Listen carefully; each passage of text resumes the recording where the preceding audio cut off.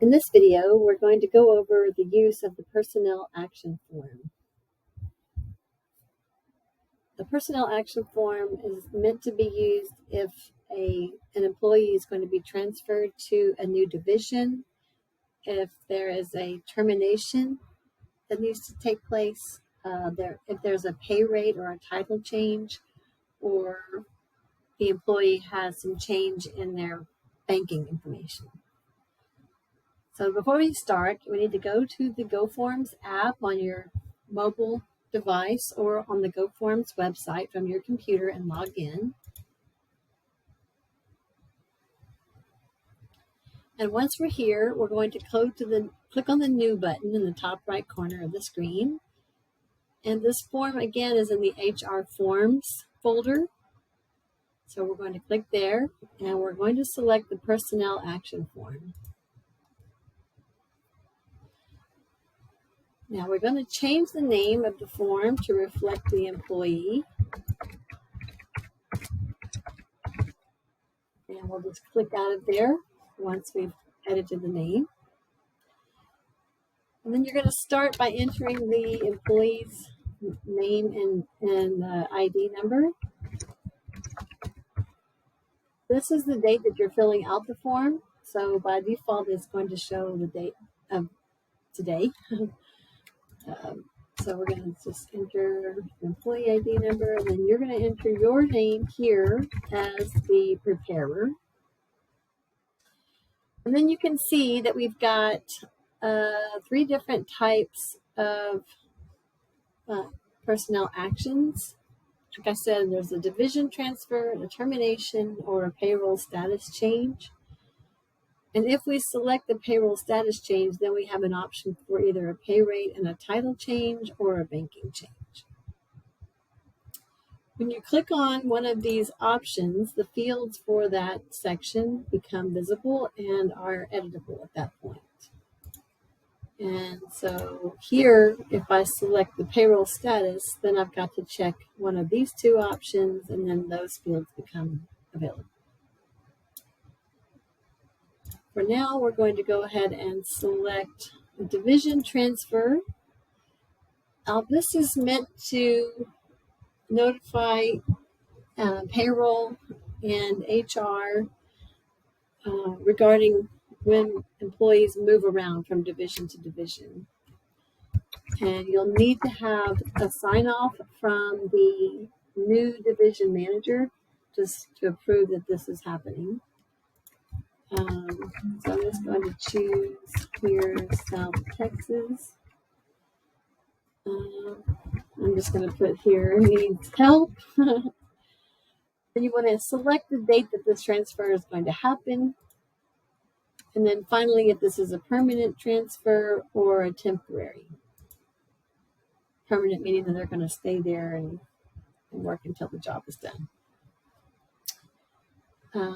So the same thing would happen with any of these other types of payroll status change. If you select termination, you want to choose the type of termination, the reason for termination, the date, and whether or not they're eligible for rehire.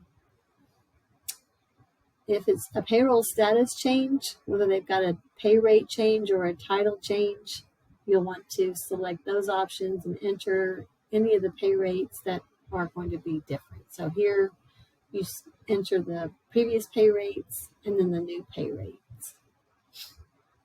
And the same is for the banking. You just enter the new bank name or the new account number and routing number. So once you've selected the option that you need to use for this form, you're going to go, if you are the approver, you can go ahead and approve this and sign it. You'll need to enter, if this is a division transfer, you'll need to enter the email address of the new division manager here. And leave the signature alone. And then you'll want to save the form. And this is going to be true for any of these. If you need to get an approver to sign off on this, that is not you, you'll want to fill out the form as completely as possible leave the fields blank that you need the approver to fill in, and save it. And then you'll want to click the transfer option. When you transfer it, it will send an email to the person you're transferring it to. So let's say I'm going to transfer this to, let's just grab Drew Turner, and then you'll want to transfer it to them. And then they will get an email letting them know that there is a form waiting for their approval. And then they'll need to come in and enter their name and signature. And if in the case of a division transfer, if they are the division manager, the new division manager, they'll also sign here. The new division manager and email address are not required if this is just a termination or a payroll status change. If you do select termination, you will notice that another form pops in at the bottom of the screen here. So if this is a termination, we need to notify the parties that be, whoever's going to be doing the termination, what equipment this employee has.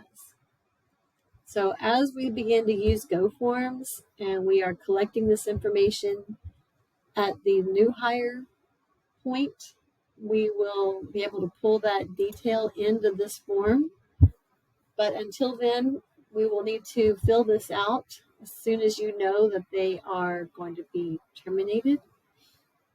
And you can either select the employee does not have any company assigned equipment to return, and then we need an approver and an employee to sign and date. Or you can select that they are not returning the following equipment, but we still need to know what equipment was assigned to them. Or finally, the employee is returning the equipment listed below. And you'll want to forward this over to an approver or sign off on it if you are the approver. And when all the fields have been completed, you can check the complete box. Now, I don't think it's going to let me here because there are fields that are, So there are fields that are required that I haven't completed yet because we're doing this testing. But once you are ready to file the report or the form, you need to click complete, and then that will send the completed form, over to the respective departments for processing.